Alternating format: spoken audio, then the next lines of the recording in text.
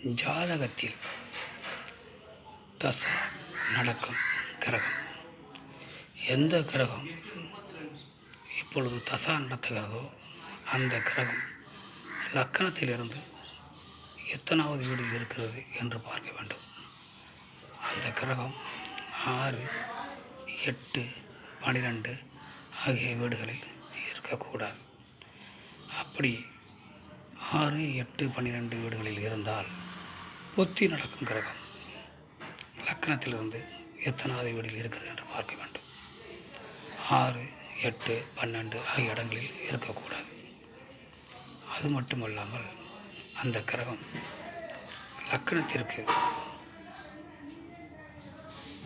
அசுப கிரகங்களாக இருக்கக்கூடிய கிரகங்களின் வீடுகளில் இருக்கக்கூடாது. மற்றும் அந்த கிரகம் ஆட்சி நிலையில் இருக்கிறதா, உச்ச நிலையில் இருக்கிறதா,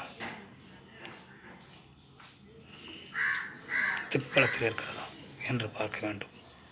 மற்றும் அந்த கிரகம் கேந்திரத்தில் 1, 4, 7, 10 ஆகிய வீடுகளில் இருக்கிறதா, இல்லது திரிகோணத்தில் 1, 5, 9 இருக்கிறதா என்று பார்க்க வேண்டும்.